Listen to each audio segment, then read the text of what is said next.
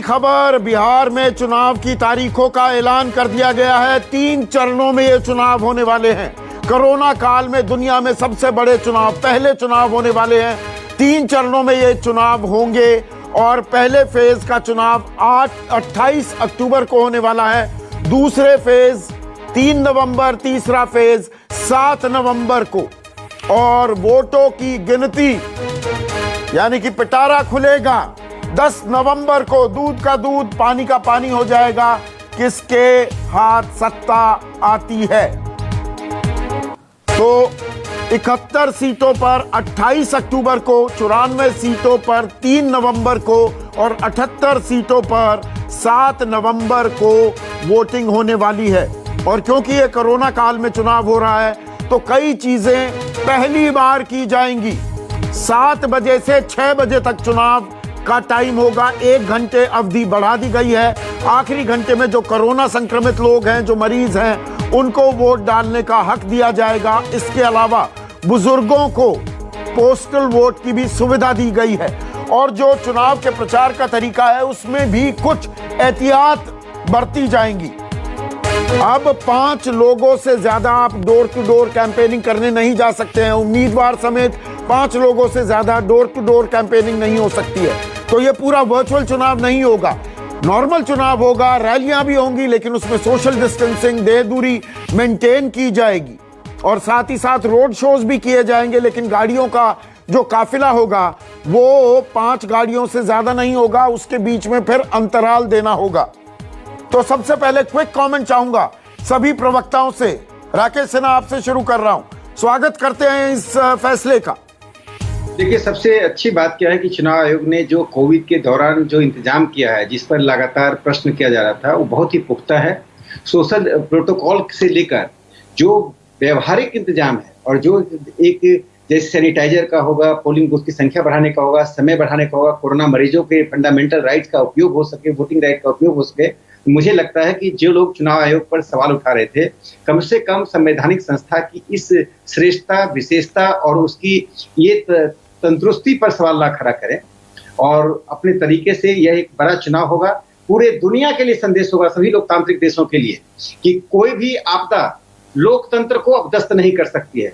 हम लोकतंत्र के लिए प्रतिबद्ध हैं और यह प्रतिबद्धता आज दिखाई पड़ रही है। अखिलेश जी ने एक कमेंट किया, एक मिनट में क्विक कमेंट चाह रहा था। अखिलेश जी से एक बार कह दूं कि 23 लोगों ने जो चिट्ठी लिखी उसको तो आप बर्दाश्त नहीं कर रहे हैं अखिलेश जी, और हम पर आप लोकतंत्र का सवाल उठा रहे हैं। पहले हम चुनावों की तारीखों के ऐलान पर, अभी राजनीति करने का बहुत मौका मिलेगा। 2 महीने हैं। अखिलेश प्रताप सिंह, याद करिए अडवाणी जी, जोशी जी, सोरी जी, सिन्हा जी को याद करिए। हमारी चिंता छोड़िए जनाब। आपने कहा है चुनाव आयोग के जो घोषणाएं हुई हैं उसका स्वागत है। कांग्रेस पार्टी और इसका गठबंधन तैयार है। बस हम ये चाहते हैं कि जो जहर उगलने वाले, डीएनए बताने वाले और अपना गोत्र बताने वाले और पिंक रेवोल्यूशन करने वाले और तमाम तरह के इन शब्दों पे ठीक लोग बचें और चुनाव आयोग ऐसे लोगों पे सख्त कार्रवाई करे जो चुनाव आचार संहिता का उल्लंघन करते हो, चाहे ये वो न देखे कि वो कौन है और किस दल के हैं। हम बिहार का चुनाव स्वस्थ वातावरण में होना चाहिए। ठीक है। और लोकतांत्रिक प्रक्रिया में, लोकतंत्र में जो आस्था रखते हैं उन दलों को यह करके दिखाना भी चाहिए। ठीक है। फैसल अली, कोरोना काल में पहला चुनाव, एहतियात का हमने तफसील से ब्यौरा दिया जो मुख्य चुनाव आयुक्त सुनील अरोड़ा ने भी बताया। 3 फेजेस में चुनाव, ठीक है, बिल्कुल जायज फैसला है। हाँ बिल्कुल, हम लोग भी अपेक्षा कर रहे थे कि 3 फेज में ही चुनाव होगा।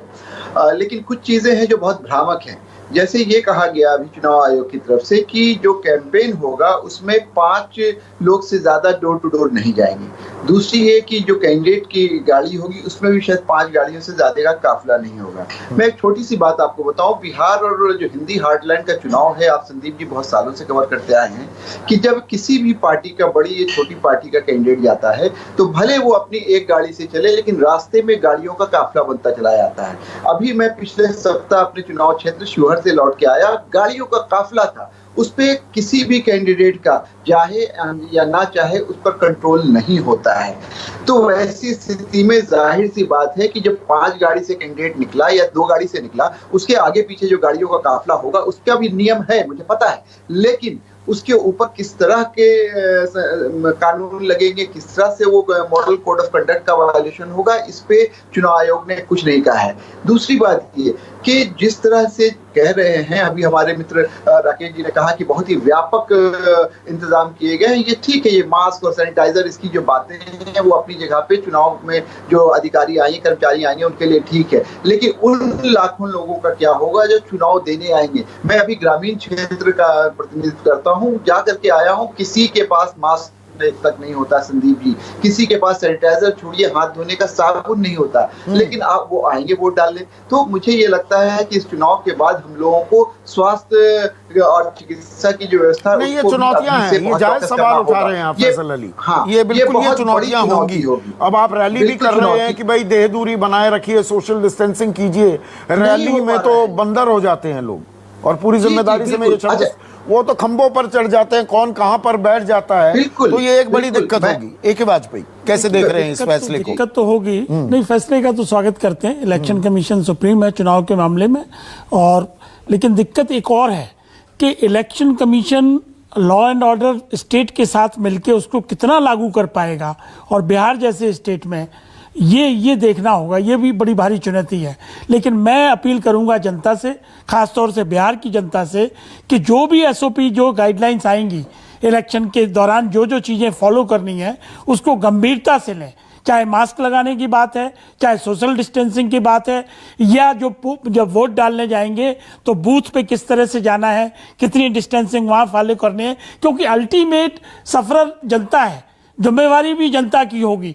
अगर लागू कराने में शक्ति बरती जाएगी तो भी दिक्कत आएगी। तो अवेकनिंग करने के लिए इलेक्शन कमीशन आज से ही जुट जाए और उसको ज़्यादा से ज़्यादा जानकारी दे, जिससे कि कैजुअलिटीज ना हो, क्योंकि कोरोना तो बढ़ ही रहा है, बाढ़ भी है, ये दोनों चीज़ें हैं, इसको कैसे करके बैलेंस करके चला जाएगा, ये वाकई चुनौती है स्टेट के लिए भी और इलेक्शन कमीशन के लिए। तो ये देखिए, कोरोना काल में सुकेश पहला बड़ा चुनाव हो रहा है। SOPs ये कागज में सुनने में बड़ा अच्छा लग रहा है, पूरी एहतियात बरती गई है, किसी का हक मारने की कोशिश नहीं है, बल्कि हक उसको दिया जाए। कोरोना मरीजों के लिए आखिरी घंटा तय कर दिया गया है, बुजुर्ग पोस्टल वोट भी दे सकते हैं, पोलिंग बूथ्स की तादाद बढ़ा दी गई है, 1500 लोगों की जगह 1000 लोग अब पोलिंग बूथ में होंगे, तो वो 65,000 से 1 लाख से ऊपर पोलिंग बूथ हो गए। लेकिन एक ये बड़ी चुनौती भी है, बहुत बड़ी चुनौती भी है। SOPs सुनने में अच्छे लग रहे हैं और 3 चरणों में किया है, बड़ा प्रैक्टिकल भी लग रहा है। देखिए, परीक्षा है चुनाव आयोग की। चुनाव आयोग टोटल कंट्रोल में होता है उस वक्त जब चुनाव की घोषणा हो जाती है।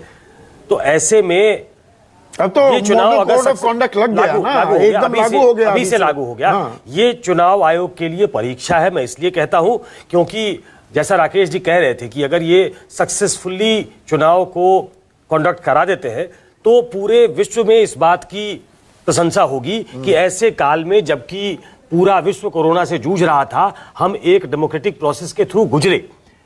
अब इस पे 10 सवाल हो सकते हैं कि हम पार्लियामेंट पूरी चला नहीं सकते, पार्लियामेंट चला नहीं पाए, और स्कूल नहीं खोल सकते, प्रजातंत्र की हम मेट्रो खोल नहीं सकते, सब जगह दिक्कतें हैं, लेकिन चुनाव समय पे होंगे। चलिए, अच्छी बात है, ये इसको त्योहार की तरह लोग लेते हैं, लेकिन शायद वो त्योहार का जो एक फेस्टिव मूड होता है चुनाव के समय, वो इस बार मिसिंग होगा, क्योंकि ये कॉन्स्टिट्यूशनल एक रिस्पॉन्सिबिलिटी थी, उसको पूरा किया है। मैंने आपने चर्चा भी की है डिजिटल प्लेटफॉर्म पर कि वर्चुअल प्रचार ज्यादा होगा क्या, पर जो ये रास्ते खोल दिए गए, अब मुझे लग रहा है ये पारंपरिक ज्यादा है उसका। मैं उस समय भी आपको मैंने कहा था कि वर्चुअल कोई पहली बार नहीं होगा।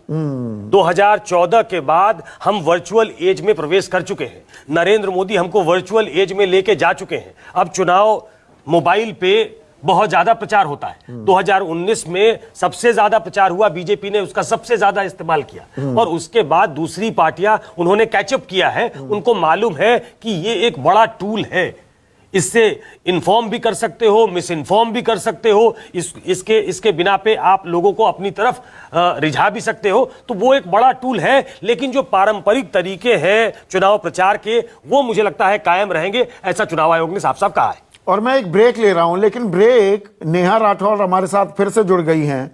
नेहा, अब तो तारीखों का ऐलान हो गया, तो क्या बोलेंगी इस पर? आपको अभी मौका देता हूं, ब्रेक लूंगा, ब्रेक के बाद आपसे फिर एक गाना भी सुनना चाहूंगा, पर अभी ब्रेक में जाने से पहले क्या कहेंगी? 3 फेज में, 3 चरण में चुनाव की घोषणा हो गई है। हाँ सर, बिल्कुल चुनाव की घोषणा हो चुकी है और मैं अपने मतदाताओं को बोलना चाहूंगी कि जब भी वोट करने जाना तो बड़ी सावधानी से, अब क्योंकि कोरोना भी है, सारी क्या कहते हैं कि सामाजिक दूरी बनाते हुए वोट करना है। मैंने एक गीत लिखा है, जब भी मतदाता वोट करने जाएंगे तो उनको किन सारी चीजों का ध्यान रखना होगा अपनी लोक भाषा में, मैं सुनाती हूँ। अरे एक चाची चाचा सुन मोर भैया ना, वोट देवल अधिकार है तोहर, तो वोट देवे जइहना। नकी बहुरिया नया कनिया, नकी बहुरिया नया कनिया, तनिको लजइहना। सोच समझ के अकिल लगा के बटन दबइहना। वोट देवल अधिकार है तोहर, तो वोट देवे जइहना। सरकार चुने के बजद सपना, तनिको पिछुआइहना। वोटर लिस्ट में नाम जोड़वइहा, आ वोट देवे जइहना। वोट देवल अधिकार है तोहर, तो वोट देवे जइहना। दिन तारीख याद कर लीहा, अरे रे भुलइहा ना।